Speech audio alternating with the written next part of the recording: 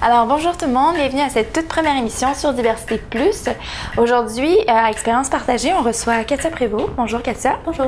Bonjour Katia. Katia, en fait, toi, tu as fait le choix de ne pas avoir d'enfant. Oui. Et depuis 2005 aussi, on t'a diagnostiqué une sclérose en plaques. Oui. J'aimerais tout d'abord que tu nous parles de ta vie avant la sclérose en plaques. C'était comment? Ça ressemblait à quoi? Ça faisait 15 ans que je travaillais au même endroit. J'avais eu une super promotion. Où ça? Chez Astral Media dans le temps. Et à VRAC TV plus précisément. Puis c'était ma job de rêve. Là. C'était, Oui. J'étais aux acquisitions, je regardais des petits bonhommes. J'étais au ciel. Et là, j'ai eu mon diagnostic. Puis aussi, j'avais un mari. Puis, en fait, tout ça est tombé d'un coup. Là. C'était une grosse nouvelle. Donc en 2005, tu apprends que tu as la sclérose en plaques. C'est quoi les signes, d'abord, avant, qui t'ont amené justement à les consulter pour savoir que tu avais une sclérose en plaques? Moi, c'est très... Parce qu'il faut comprendre que la sclérose en plaques, c'est juste des réponses nerveuses erronées. Dans le fond, c'est des mauvaises réponses nerveuses. Fait que moi, j'avais la sensation d'avoir le pied mouillé à droite, comme si j'avais filé dans l'eau. Puis non, mon pied était sec. Puis j'ai fait « Ah, OK, ça passe juste comme ça. » Puis à un moment donné, l'autre pied a commencé à faire la même chose. Et là, ça a engourdi, ça a monté jusque dans le milieu de mon dos en plusieurs journées. Puis là, j'ai été à l'urgence parce que c'était rendu grave. Là. Je marchais comme un robot désynchronisé. Là. Il y a du monde sur la rue qui pensait que j'étais saoule. Ouais. Et que... Là, le docteur t'apprend que tu as la sclérose en plaques. Katia, comment elle se sent? Premièrement, il m'a abordé ça comme si je le savais. Parce que lui, il entre dans le bureau. Après que les infirmières lui ont donné mon dossier et tout, il dit « Bon, donc, Mme Prévost, vous avez la sclérose en plaques. »« Oh, vous le saviez pas? » Fait que là, je fais « Non, je le savais pas. On me l'a pas dit avant vous. » Puis là, j'avais mon chum, mon ex qui était là, puis les deux, on était comme « OK, c'est chronique, c'est pour toute la vie, ça, c'est ça que vous me dites. » Puis là, tout de suite, j'ai pensé à « OK, je vais faire des speeches. » Moi, je connais pas ça, la sclérose en plaques, je vais m'informer, puis quand je saurai, j'irai répandre la bonne nouvelle. T'sais. Ça a été ça ma réaction sur la table. Et la sclérose en plaques, c'est quoi? C'est une maladie qui affecte le système nerveux central, qui cause des symptômes d'ordre neurologique, qui vont du cognitif au cerveau jusqu'à la mobilité, en fait, parce que le système nerveux central, c'est comme c'est le motherboard de tout le corps humain. Effectivement. Voilà. Donc, la vie après la sclérose en plaques, elle ressemble à quoi? Quand on a le diagnostic, en fait. Oui, là, il faut que tu te fasses un nouveau réseau. Parce que, si tu perds ton travail, tu perds tes collègues aussi de travail. Tout ça s'écroule? Oui, c'est ça. Tout ça, ça tombe. Est-ce que c'est forcément ou c'est du cas par cas? C'est du cas par cas parce que je connais beaucoup de gens qui ont mon âge dans ma situation et qui ont encore un travail. On est tous, les humains, on est tous différents. Donc, la sclérose en plaques nous affecte tous de façon différente. Et des fois, contraire, on dirait qu'on n'a même pas la même maladie, tu sais. Fait que, donc, c'est pas nécessairement qu'on va perdre notre travail. C'est juste que moi, j'étais plus capable de faire des journées complètes. Et aussi, au niveau de la concentration, cognitivement, j'étais très challengée. Puis, c'est 8 mois après que j'ai été diagnostiquée, là, que je l'ai dit à mes patrons et tout. Fait que, non, c'est ça. Fait que j'ai perdu mon travail. Aussi, j'avais un mari dans le temps.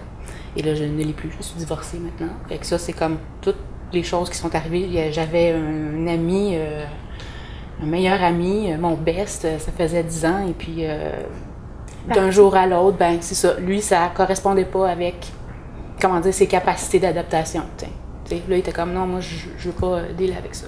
Donc là, tout s'écroule. Mais aujourd'hui, tu as l'air bien. Comment tu as fait pour te remettre sur pied? Comment est-ce qu'on fait pour, après tout ça, quand tout le monde s'écroule, pour pas dire, OK, moi aussi je m'écroule, je laisse tout tomber? Comment tu as fait pour te remettre sur pied? Premièrement, il faut être positif parce que si on se laisse envahir par la négativité, par la colère, puis le pourquoi, puis on tombe, c'est sûr, parce que les émotions sont intimement reliées avec le système nerveux, n'est-ce pas? Fait que ça fait des symptômes. Là. Si on n'est pas dans notre corps n'est pas dans un mood joyeux, disons, il sera pas enclin à se réparer dans le fond puis à aller mieux. Là. Faut rester positif, puis je pense que c'est comme un médicament pour vrai. Rester positif, puis parce qu'on aborde tout de façon différente, parce que sinon, je veux dire, il y a 50% des gens qui ont la sclérose en plaques qui ont aussi des problèmes dépressifs. Et donc, ça, c'est pour deux raisons. C'est parce que, de un, la sclérose en plaques c'est plat. Puis deuxièmement, au niveau neurologique, ça dépend où les plaques sont situées dans le cerveau, fait que ça peut provoquer des états dépressifs aussi. Fait que moi, pour contrer ça, je faisais du bénévolat avec les enfants surtout. Ça me motivait, puis ça me valorisait énormément, puis ça me disait, me décentrer de moi-même, en fait. Tu sais, parce que quand tu as ce genre de conditions-là, il faut développer des réflexes. Puis là, maintenant, après 10 ans, là, je me sens réadaptée. Tu sais, mes réflexes de sauvegarde d'énergie, par exemple, je les ai, là. Je les vois, je les exécute. Donc, dans le fond, il faut rester positif, puis il faut passer à autre chose. Il faut se concentrer sur autre chose. Oui, parce que ça envahit tout, sinon, parce que c'est une condition qui, comme moi, j'ai des douleurs constantes. C'est pas le cas de tout le monde, mais si je ne m'entertain pas, si je me divertis pas ou si je ne m'occupe pas, ça prend toute la place. Donc, je suis centrée sur moi-même. Il faut que je vois le reste du monde. C'est pour ça le bénévolat, c'est devenu très important dans ma vie. Avant d'entrer dans la question de ton choix de ne pas avoir d'enfant, j'aimerais parler un peu de ta vie amoureuse sans être trop indiscrète, bien évidemment, parce qu'il y a beaucoup de gens qui associent encore enfant, vie amoureuse, même si ce n'est pas forcément le cas pour tout le monde. Donc, en arrière, on voit comme une affiche de speed dating, donc qui permet à des gens à mobilité réduite de se rencontrer. J'aimerais savoir, quand on a une maladie comme la sclérose en plaques, ou peut-être une autre, comment est-ce qu'on vit notre vie amoureuse? Parce que je pense que c'est important, tu sais, tout le monde veut être aimé, tout ça. Est-ce qu'on a l'impression qu'on va être moins aimé ou que ça va être plus difficile? C'est difficile parce que la majorité des cas sont diagnostiqués entre 20 et 40 ans. Donc, moi, j'ai été juste à 30 là, pour ma part.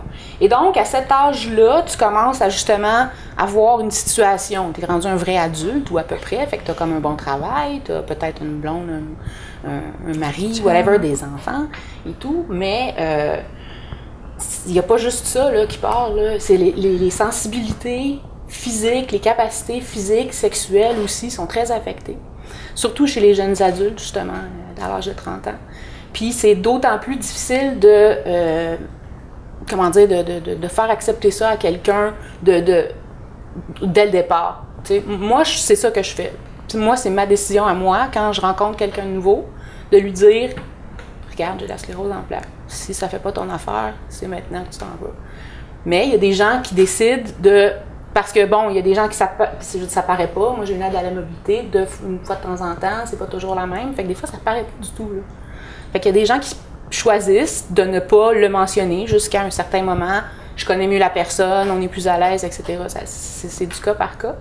Puis, je fais partie du comité d'administration de la Société de sclérose. Puis, j'organise des 6 à 8 pour les jeunes adultes. Et dans le cadre de ces activités-là, je me suis fait dire, OK, c'est le fun, on se rencontre, on parle, mais est-ce qu'on pourrait avoir une activité pour rencontrer du monde, pour dater? D'où l'idée du speed dating.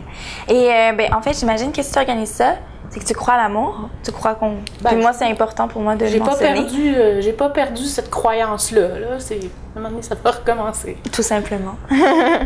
Donc, tu l'as mentionné tout à l'heure, tu as fait beaucoup de bénévolat avec les enfants. Comment est-ce que tu en es venu... Tu sais, tu étais entourée d'enfants. Comment tu es venu à faire ce choix, justement, de toi pour en avoir? En fait, ça a un lien, oui et non, avec ma sclérose. Oui, parce que c'est pas fort. Il y a des gens qui ont la sclérose en plaques qui ont des enfants. Absolument. Moi, dans mon cas, c'était pas un désir profond d'avoir un enfant dès le départ. Et là, rendu au diagnostic, on m'a suggéré un traitement de chimiothérapie très intense. Et pour ce faire, ça nous prenait, moi et mon ex, un moyen de contraception béton à 100%. Et donc, la réflexion, c'est fini là. T'es acculé au pied du mur, là, c'est comme, OK, là, c'est là que tu décides. Là. Fait que donc, on était les deux d'accord qu'on n'en voulait pas. Alors, c'est ça. Est-ce qu'on se compare?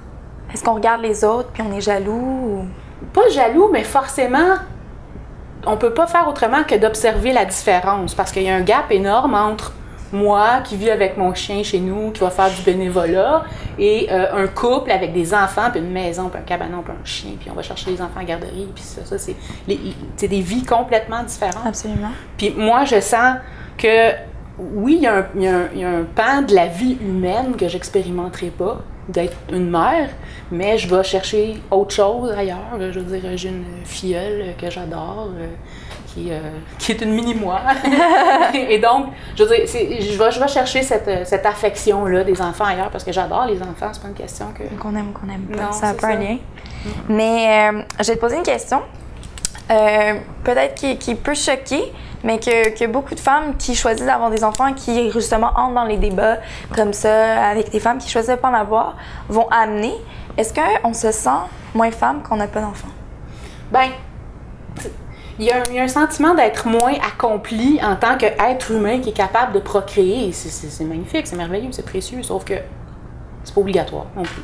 Tout simplement. C'est juste ça. Fait que On perd rien de sa féminité. Non, du tout. Je veux dire, j'ai autant de fun à m'habiller, à me mettre mon uniforme de femme. Surtout que la féminité, c'est subjectif, c'est comme la beauté, c'est propre à chacun. Absolument. Donc, dans le monde d'aujourd'hui, est-ce que, même si, excluant ça, est-ce que dans ce monde d'aujourd'hui, est-ce que ça donne envie d'avoir des enfants? Pas tant, non. Pourquoi?